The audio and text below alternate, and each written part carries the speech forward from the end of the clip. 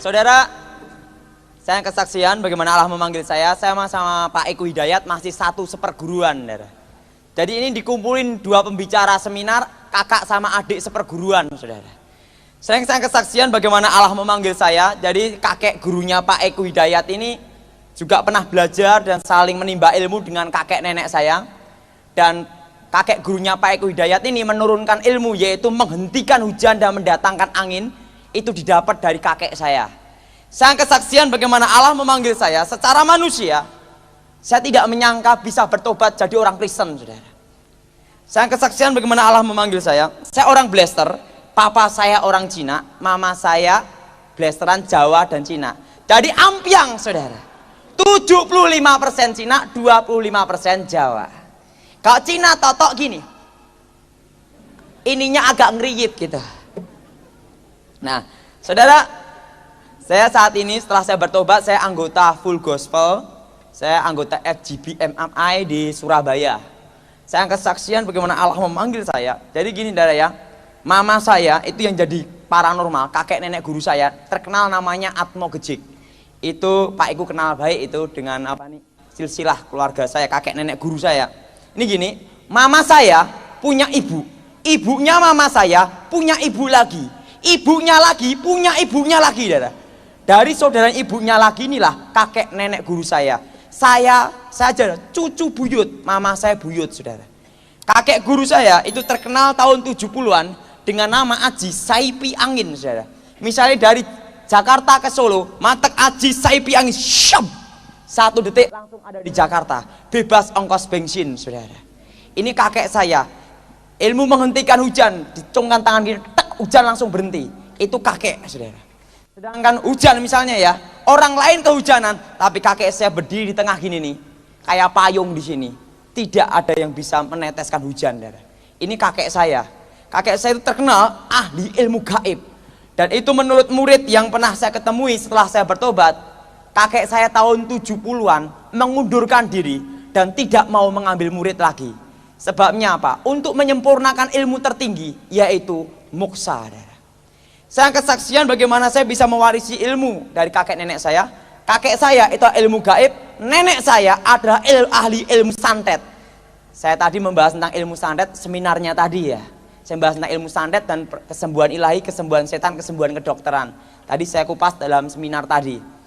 Nah, nenek saya adalah ahli ilmu santet dari tingkat dasar, tingkat menengah, dan tingkat tinggi. Saudara seperguruan dari nenek saya adalah ahli ilmu kedip-kedip, pelet, jaran goyang, semar mesem, susu emas, berlian itu. Saudara seperguruannya lagi adalah ahli ilmu tenaga dalam, inti api, inti es, dan kekuatan kundalini, hawa murni. Nah, saudara, saya belajar ilmu itu karena dendam. Pada waktu saya usia 9 tahun, saya terkena suatu kasus, yaitu saya dianiaya seorang guru matematika waktu saya SD kelas 4. Bayangin saya, umur segini aja besarnya segini, sampai dijinjit lagi. Bagaimana bayangkan umur 9 tahun lebih kecil, lebih cekunting, betul enggak? Saya ditendang, dianiaya di kelas itu, ditendang mengenai tulang ekor, saudara. Dan tulang punggung. Langsung saya pingsan, saudara. Langsung teman-teman saya sekelas membawa saya ke rumah sakit. Dan dokter ngomong demikian sama mama papa saya menyusul ke rumah sakit. Seumpama anak ini nanti sembuh, akan mengalami kelumpuhan total dan mata bisa buta. Saya juga langsung ngomong gini juga, tapi kemungkinan juga anak ini sudah tidak bisa tertolong lagi. Orang tua mana yang tidak bingung melihat anaknya mati, kalau tidak mati lumpuh di depan mata, betul saudara? Tiba-tiba mama papa saya ngomong gini, Pi, bukankah kita punya kakek nenek buyut tahun 70-an terkenal kesaktiannya, banyak muridnya tersebar di seluruh Indonesia, termasuk cucu-cucu dan cicit muridnya, termasuk Pak Iku kan, termasuk juga ya dari beberapa generasi. Nah, langsung gini, bagaimana kalau kita minta tombo, minta kesembuhan ke kakek nenek kita? Sampai apa saya ngomong, tapi sejak tahun 70-an itu pula kakek kita kan tidak mau mengambil murid, tidak mau nyembuhin orang lagi, mengundurkan diri, hanya saat-saat tertentu aja kalau hatinya mau nyembuhin sama mewarisi ilmu. Pi, siapa tahu kita bisa minta kesembuhan anak kita ini. Saudara, langsung mama papa saya datang ke tempatnya kakek nenek saya. Dan kakek nenek saya sebenarnya tidak mau ditemui sembarangan, saudara. Karena mereka bertapa. Langsung dipersilahkan masuk, mama papa saya ditanya, kenapa kamu kesini? Ngapain kamu di sini? Ini cucu buyutmu dianiaya orang. Sakit dan tidak bisa sembuh. Kalau sembuh lumpuh dan mata bisa buta. Kalau tidak sembuh mati. Saya ditanya, namanya siapa? Tony, harus diganti jadi Tukiman. Bayangin saudara, ini melanggar HAM nih saudara. Pertama. Kedua, hari kelahiran anak itu apa? Sabtu Pahing. Langsung kakek nenek saya ngomong, kebetulan kami tidak mau mati dulu sebelum ada generasi penerus darah titisan kami, yaitu darah leluhur, yaitu titisannya kakek nenek saya sendiri, yang bisa mewarisi itu, yang harusnya hari kelahirannya Sabtu Pahing. Dan yang kebetulan dari berapa generasi yang kelahirannya Sabtu Pahing, saya tok saudara. Langsung setelah itu kakek saya ngomong gini, ketiga, aku mau nyembuhin anak itu, tapi ada satu persyaratan harus dipenuhi. Dia harus menjadi pewaris ilmu olah kanuragan Jayan Kawijayan. Daripada anak ini mati ya terserah kakek nenek lah. Langsung kakek nenek saya datang ke rumah sakit, langsung saya disuwuk, langsung di weng vitamin B komplit tuh. Cus! Katanya mama saya dicipratin, cek gitu. Langsung saya bangun dari tempat tidur saya dan saya sembuh, saudara. Begitu saya sembuh sesuai perjanjian saya ikut kakek nenek saya. Tapi apa yang terjadi, saudara? Guru saya matematika mengintimidasi teman saya sekelas supaya bersaksi palsu tentang kejadian tersebut. Dan kedua, pakai kekuatan magic untuk menggagalkan pengadilan. Tapi kakek nenek saya ngomong gini, biar anak ini sendiri yang akan menuntaskan dendamnya. Karena anak usia 9 tahun itu suka main keluyuran, betul enggak saudara? Supaya dengan dendam itu saya mau belajar ilmu. Saya tahu masuknya kakek nenek saya. Dan yang ketiga saudara, nyuruh orang kampung untuk nyebut saya Cino Loleng, Cino Belang setiap hari. Jadi kalau saya keluar dari tempatnya kakek nenek saya mau sekolah itu Cino Loleng setiap hari. Dan yang keempat, nyuruh orang untuk mukulin saya, saudara. Pada waktu saya mau dipukulin, saya lari ketakutan. Saya sembunyi di kolong tempat tidurnya kakek nenek saya. Kakek aku mau dipukulin, lawan mereka, aku tidak mau. Bagaimana ngelawan? Saya mukul gini, dia mukul gini. Langsung kakek nenek saya ngomong, kamu cucu orang sakti. Kakek saya ngomong, hampir di Pulau Jawa ini saya tidak ada tandingannya. Kakek saya ngomong gitu. Dan yang menjadi pewaris ilmu kami hanya tingkat dasar, tingkat menengah saja. Itu tersebar di seluruh Indonesia. Tapi ilmu tingkat tinggi akan kami wariskan ke generasi kami sendiri, yaitu darah titisan, yaitu kamu. Apa yang saya lakukan, kek? Kamu jangan jadi pengecut. Langsung dia omong gini, langsung kakek saya ngomong gini, dari Sragen ke Jogja, matek aji saipi angin, syap, hilang langsung. Balik lagi, syap. Aku udah ada di Jogja, dalam 1 detik kembali ke sini. Saya mikir, wah punya ilmu ini bebas ongkos bensin ini. Langsung gini, kalau kamu melawan seseorang, jangan bingung. Cukup dengan apa? Cukup kamu pandang matanya. Aji panglumpuhan, blek lumpuh. Orang jalan baru lewat gini lumpuh semua. Mobil jalan berhenti langsung. Wah, langsung tunjukin demikian. Empu-empu zaman dahulu membuat keris bukan dipandi, tapi cukup dengan tangan ini, pegang ini, cep jadi keris. Sang nenek saya ngomong, dulu nenekmu ini 1,5 tahun bertapa kungkum di hutan untuk mendapatkan apa? Ilmu santet. Tunjui santetnya, santet tingkat dasar, tingkat menengah, tingkat tinggi. Tunjuk ilmu santet. Langsung ditunjuk juga. Kalau kamu butuh apa? Gampang, pakai aji sirep. Kalau kamu ingin buat orang tidur satu kampung tidur semua, ditunjukin semua itu, kesaktian demi kesaktian. Langsung saya ngomong, kakek aku harus belajar ilmu itu. Aku akan balas dendam. Saya mulai belajar pertama kali, yaitu aji tapak banyu, yaitu ilmu berjalan di atas air. Waktu itulah dinginnya malam, saya tidak pedulikan. Saya mulai semedi dan pada waktu saya semedi itu, saya baca mantra. sampai mengeluarkan cahaya di sini. Putih keperak-perakan. Dan apa yang terjadi? Saya mengambang di atas air. Waktu saya berjalan di atas air, saya senang sekali. Saya melajari ilmu tingkat tinggi. Langsung saya lari ke tempatnya kakek nenek saya. Kakek nenek saya ngomong, itu masih kelas dasar. Hah? Disitulah saya mulai belajar. Dari ilmu berjalan di atas air. Aji lembu sekilan ditembak, dor sekilan tok gini.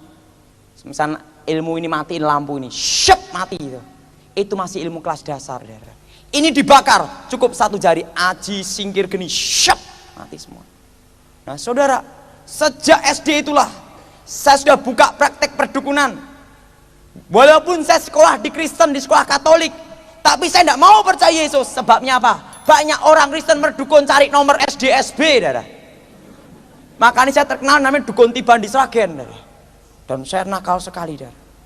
Nah, saudara, dan sejak SD itu saya jarang belajar, tapi naik kelas terus. Caranya apa? Ngambilin pikirannya guru-guru. Syep. Jawaban sini. Gara-gara saya suka ngambil pikiran orang sampai sekarang tidak bisa perkalian.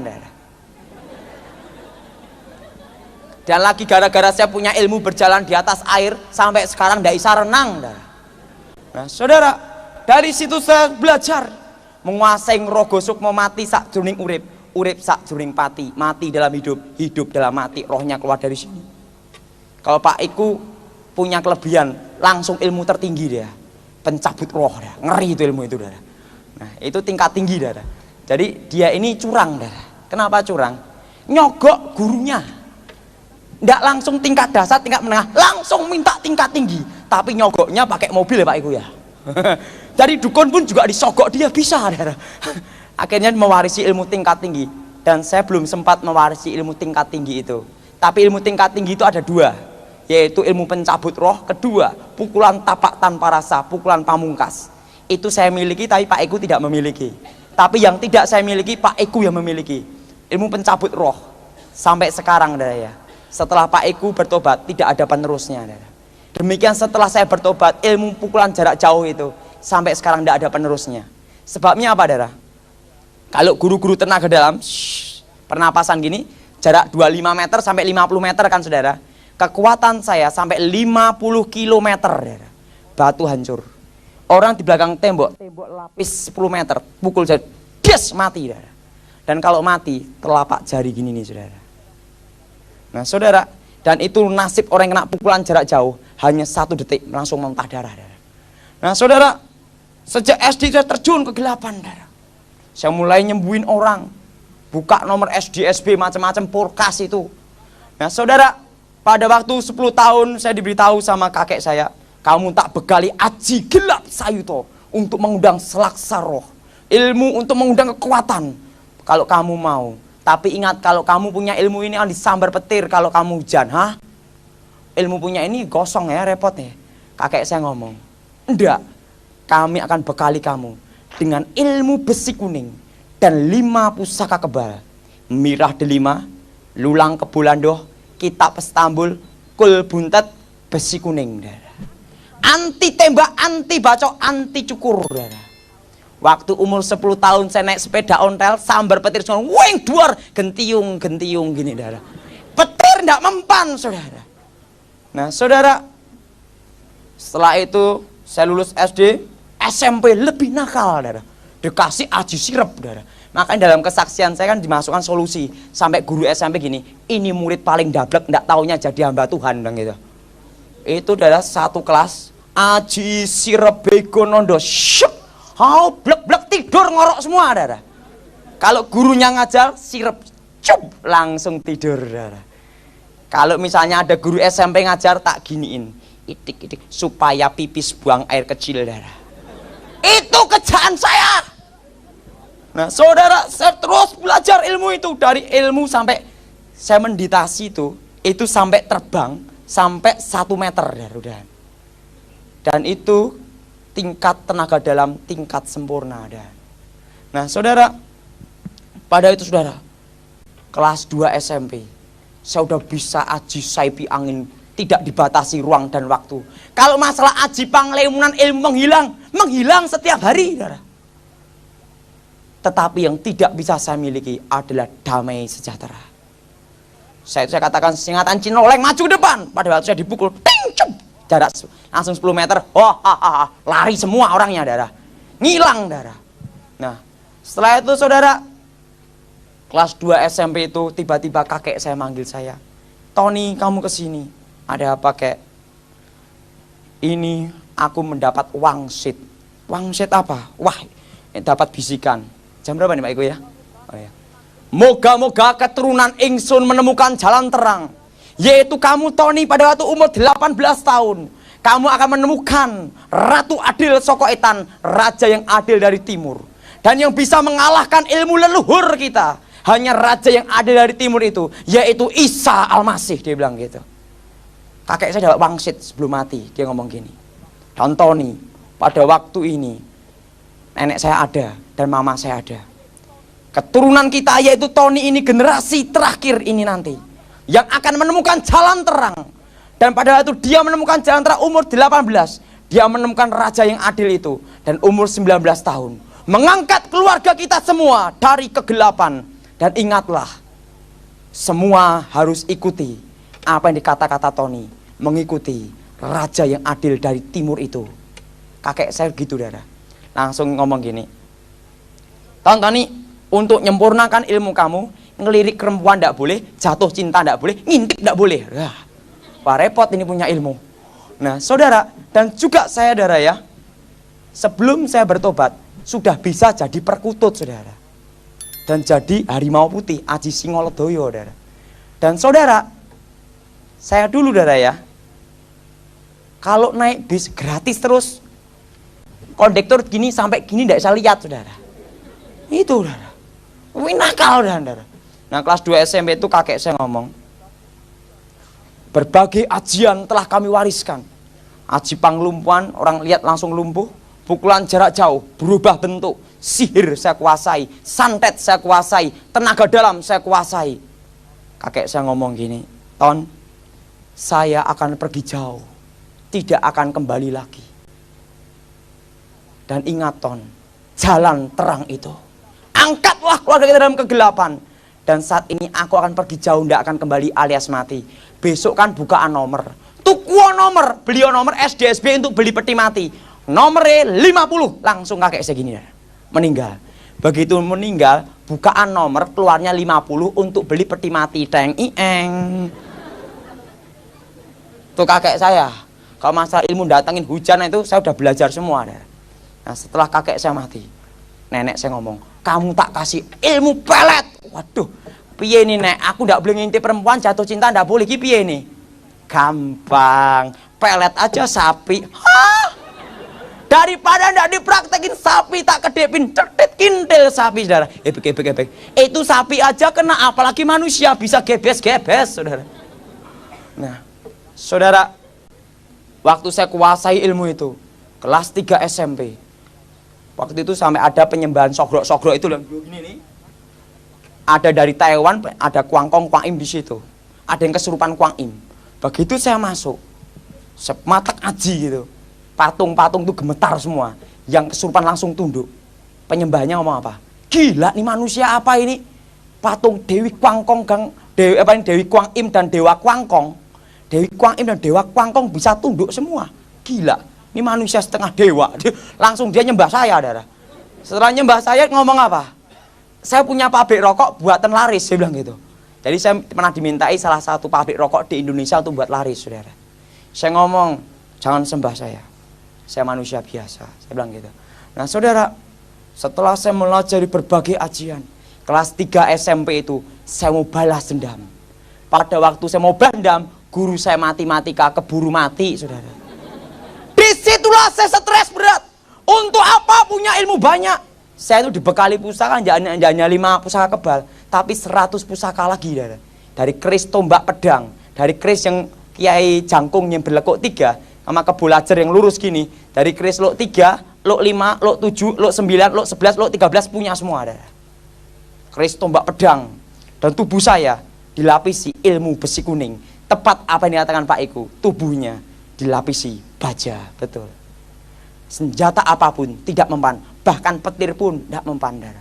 Nah saudara, pada waktu itu saudara, kelas 1 SMA, saya diajak kakak saya. Tonton nih kesini yo. Ayo kita ke gereja. Apa gereja-gerejonan? Kelas 1 SMA dapat selebaran dari Katolik dulu, Dara. Kelas 2 SMA, hari. Kelas 2 SMA, saya diajak gini. Tonton nih, ayo kita ke gereja. Ngapain ke gereja? Cari cewek sip-sip. Nah, jadi terus terang, saya itu percaya Yesus gara-gara sate kambing, saudara. Diberitahu gini, Ton, cewek yang gereja sip-sip, saya bekek pakai ilmumu gitu loh. Oke, aku ndak mau, aku ndak pantangan ilmuku ndak boleh nganu perempuan. Tapi Ton, kamu kan untuk saudara kamu, tak kasih sate kambing, dikasih sate kambing, saudara. Begitu dikasih sate kambing, saya ngikutin, saya ikut. Nah, saya itu rencana mau cari cewek, ndak taunya saudara perempuan dari papa saya itu aktivis gereja pendoa syafaat. Saya ndak tahu, saudara. Ndak tahu, saudara perempuan dari papa saya ini ngomong sama hamba-hamba Tuhan. Saya kan ndak tahu.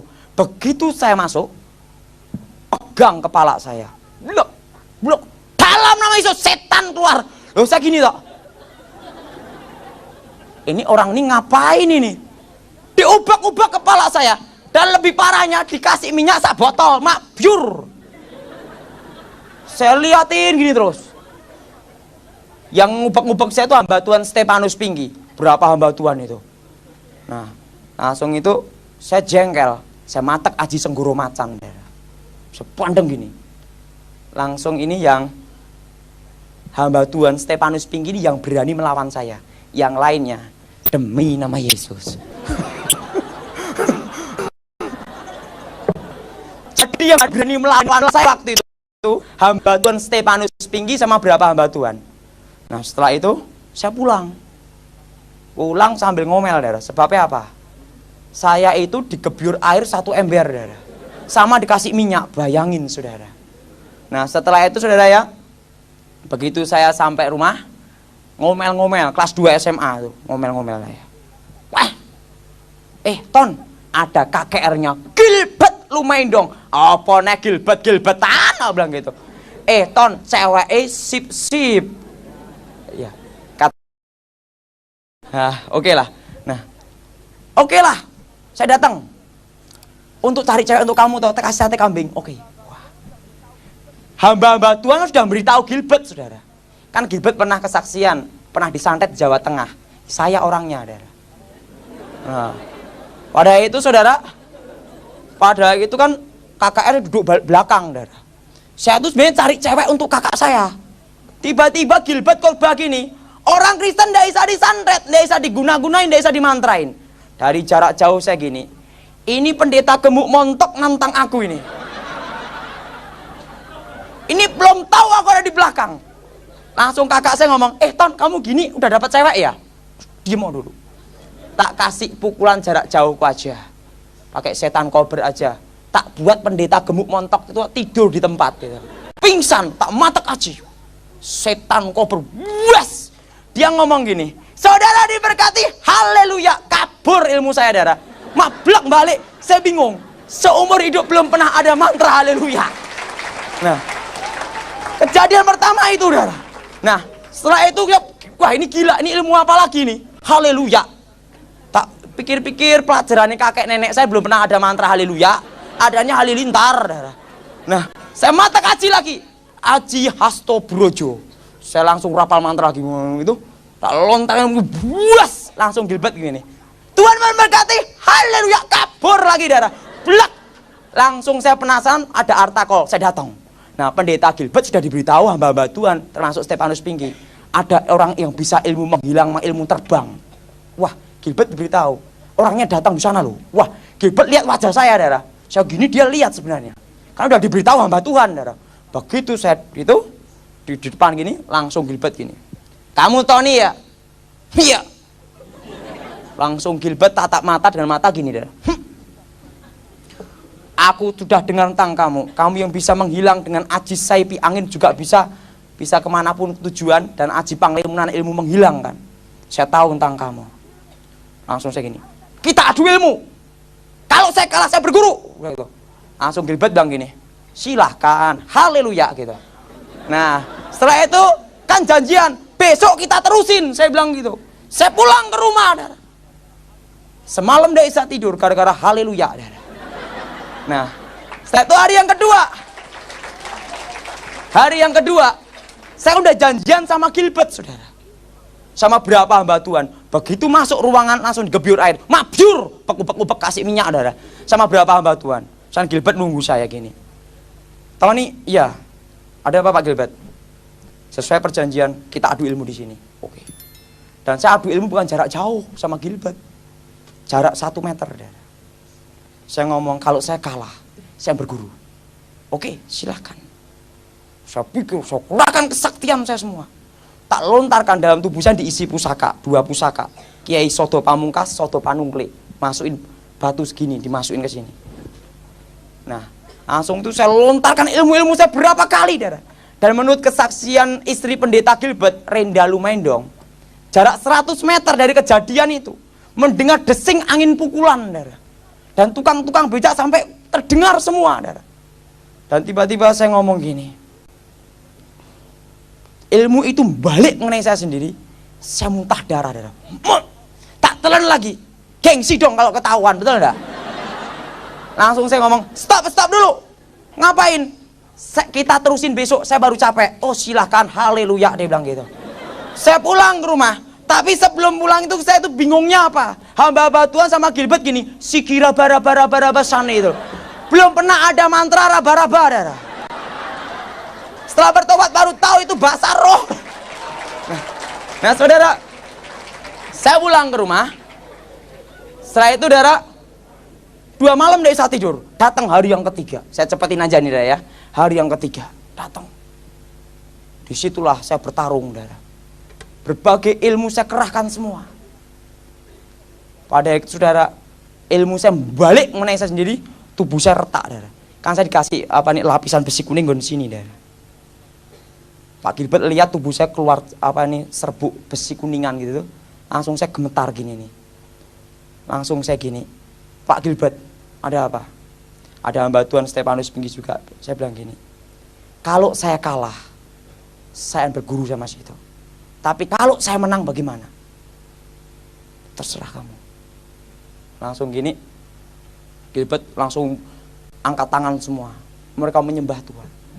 Dan menurut kesaksian Ibu Renda Lumendong sama beberapa saksi mata, waktu ilmu pamungkas dari perguruan saya sama Pak Ikwan masih seperguruan, saudara. Langsung itu saya lontarkan, katanya ada seperti kayak petir itu menyambar tempat itu, saudara. Duar keras sekali, ilmu itu waktu membentur mau ke tubuhnya Gilbert, saudara. Ke Stefanus Pinggi juga. Begitu ilmu itu balik mengenai saya sendiri, mental, hilang ingatan setahun jadi gini tok, saudara.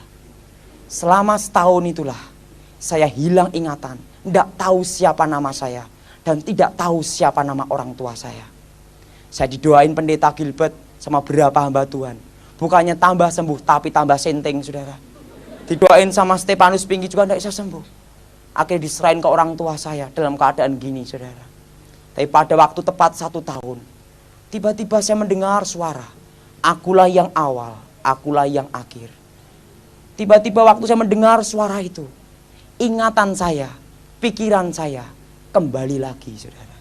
Begitu pikiran saya kembali, tiba-tiba suara itu ngomong, aku datang menemuimu. Saya melihat Yesus di depan saya. Setelah itu saya begitu melihat Yesus dan dia perintahkan saya, jadilah penginjil dan pengusaha. Sampai sekarang saya jadi bisnis plastik, saudara. Nah, setelah itu saudara, begitu saya ketemu Yesus, langsung saya ini nyari Gilbert sama Stefanus Pinggi. Pak Gilbert ngomong, Tony, bagaimana kamu bisa sembuh? Aku ini dengar itu, Pak.